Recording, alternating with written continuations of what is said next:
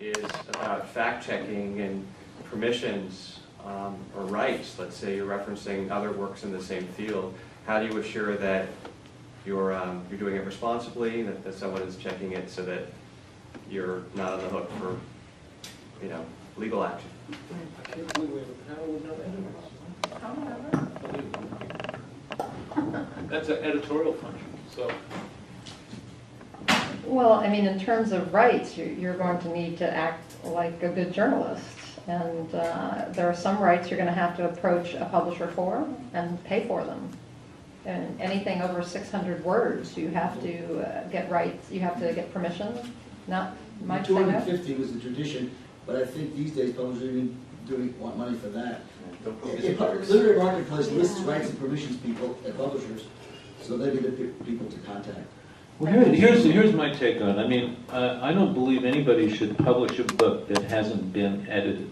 You will not do yourself any favors at all. Just don't do it. It's not worth it. And so what you want to do is hire a book editor, and that's a special breed of people. I'm not going to categorize them, but you know, they're really special.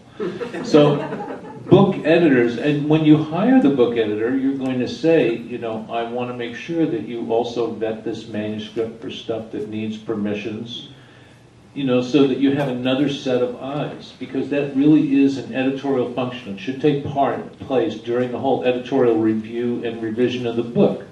And that's, you know, who's going to be responsible for it. So you're going to work together with an editor. And most high-level self-published books I've been involved with have more than one editor. They might have a developmental editor. They might have a copy editor or a line editor. They might even have a proofreader or a checker at the end. And man, I love proofreaders. Are you kidding me? Proofreaders are like my heroes because they have saved me so many times over the years.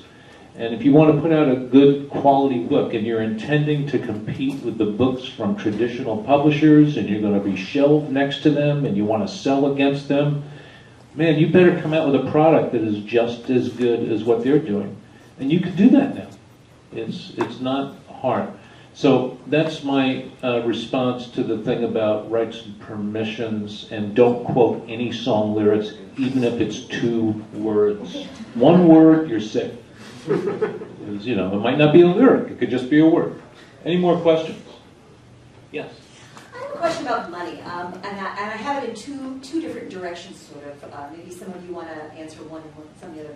I'm curious to know about pricing of self-published books. It varies insanely, it seems to me, and I'd love to know if there are best thoughts or practices about it. Should it be 99 cents? Should it be $15? What should it be? And the other thing is a little bit of guidance maybe about these hire-to functions. If you're not working with an organization that provides editors as part of what they do, what kind of money would you say that we should expect to pay for these kinds of specialist functions? Or is that just a crapshoot? No, not at all. It's a business function. I mean, this is something that publishers, you know, if you want to become a self-published author, you're now going to take off your author hat, put on your publisher hat. You are now in business.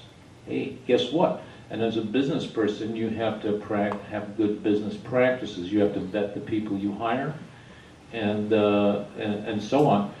Now, the range of what you're going to pay is enormous. So, you know, that's really hard to say. The reason that the self-published book prices vary is because a lot of self-publishers don't have a clue what they should be charging. And a lot of people think that the cost of the book should be related to what it costs to produce, which is insane. Pricing a book is a marketing function. So the most important thing is not what the price is. The most important thing is what your readers, what they want to get from the book and what they're used to paying. If every other book in your genre is $19.95 and your book is $50, you know, you may have a problem. So you don't know your market well enough. So, you know, everything we do in self-publishing is made better by researching it first. Can I tell you how we decide pricing at Barrett Kohler?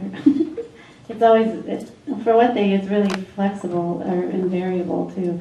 But basically, if we're publishing a trade book, which is most mostly going to be sold through the trade, which is traditional bookstores, then we have to have a really like rock bottom price. Like our best books in trade at a trade price would be like $14.95. When we did our Occupy Wall Street book, it was a really quickie book at $9.95, and that book sold like crazy because it was at a really great consumer price point. We can't go, for our trade books, we can't go any higher than about, for like a paperback, like something like this, we can't go any higher than about $16.95. I mean, it really fluctuates. But what we do reserve, if we have books, because we publish books all the time at what we call a professional discount, and that's when we do get a very niche business book. It's only going to be sold through the author. It's the author's platform. It's going to most likely be sold 99% online. Then we can price it higher because we want to take more margin from that. So we're not going to lose all those costs going out through the distribution channels. We're going to price it, a book like this, maybe online at a professional discount of maybe anywhere from $19.95 to $22.95, and then what's going to happen is Amazon's going to discount it so low. You know, we can't control Amazon, but there's still a lot of other online distribution places, and we sell direct from our website too, and we kind of have a sneaky like thing with Amazon. But so that's sort of how we decided. If you're going to be selling, which I think most self-published authors are going to be selling online, then you have to, like you say, research your niche, but also know that you can get a little more margin and you can keep the price a little higher than what you would see like at a bookstore. What about two-level pricing, one for ebooks and one for... Well, now see the ebooks, if there's no guarantee there. We've been playing with our ebook prices for years. So we could have a traditional trade book at $14.95, but there's absolutely no formula between that and what the ebook will sell for. So we try them out on our website at $6.99. We try them out at $13.99.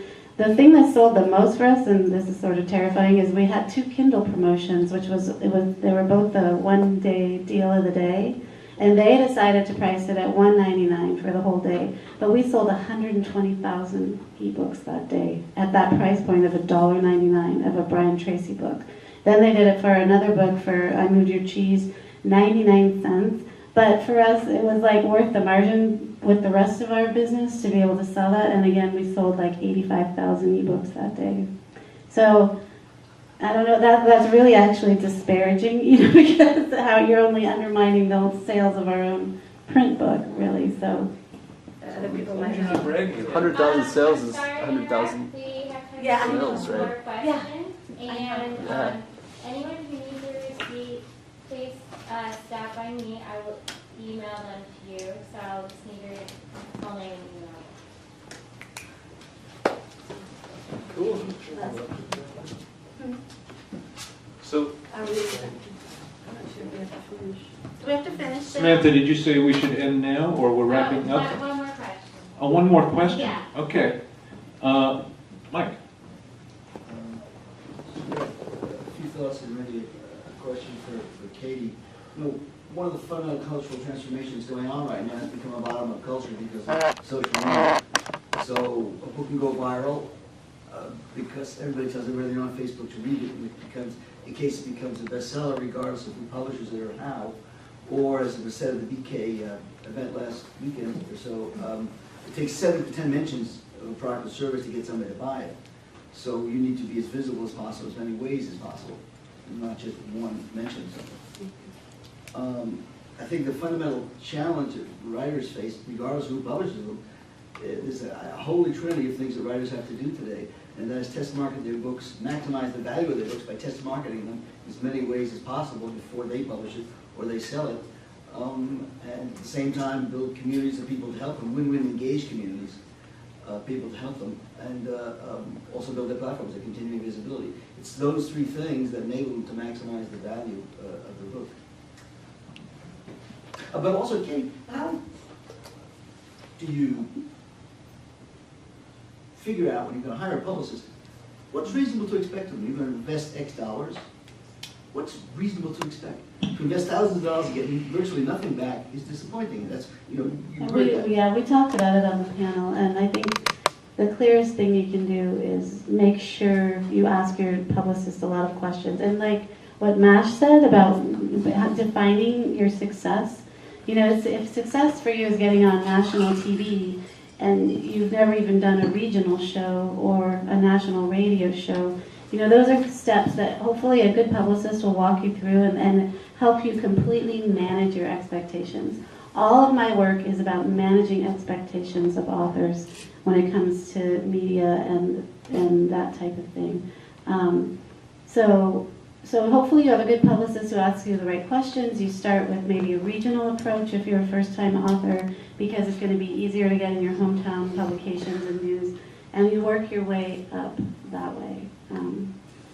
It's just, and I know you talked about there's no guarantee, even for our most well-known authors like Christine Pelosi or Belva Davis. It's a constant struggle to try, and those are pretty big names. We don't have, really super famous authors. We're a little tiny indie publisher.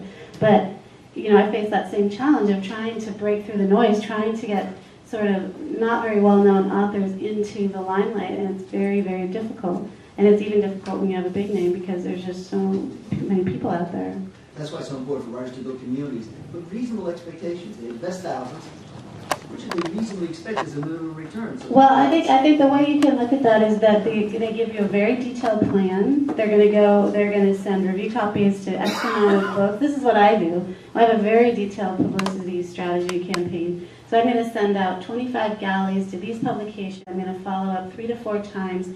I'm going to follow up with email and with telephone calls. Then if anything happens, I'll follow up with that. But then when the review copy mailing comes out, I'm going to send out 100 books to a very targeted media list that I've created in Cision database. And then I'm going to follow up individually with each one 2 to 3 times via email, see if they'll do an interview and excerpt. But out of all that, you might get 1 or 2 things. And that's realistic. So, you're almost better off doing the blogs, trying to be online, being a columnist, doing that type of thing, because it's really difficult. Can I just say something real quick to kind of tag on that? And it has to do with pricing, the earlier question as well. As a self-publisher, you have so much more margin to play with that it really is important for you to think about how many books you actually do have to sell in order to be happy or to hit your success mark. So in traditional publishing, when they're taking 80, 90% of the lion's share of the profits, and you get such a small amount, like 25 cents a book, you have to sell 100,000 books, right? In order for you to even make a little bit of money. But in today's world, where you can put your ebook on Amazon, like you were saying, in a day, and I mean, I'd be happy if I sold 100,000 books, 99 cents, right? But even if you put them up there for say you put them up there for $9.99 or the $10 mark, okay, and you get 70% of the profit on that, that's $7 for every book. Okay, so if you sold 1,000 books a month, that's for a lot of people they'd be happy with getting $7,000 a month in just book sales through one ebook channel, right? So you don't always have to think I got to be on Oprah because I got to sell 1 million books because that's how I'm going to be popular. You got to think about your pricing strategy in terms of how much you can reasonably price it in order to make the profit you have, and then actually what is the real target, the sales target, for you to be able to make money on it. Can people change their prices? Do you encourage them to experiment? Yeah, play around. I'm so sorry, but we are at 2 o'clock, so we have to wrap it up. So thank you all for coming. Thank you, Samantha. And thank all of these excellent panelists.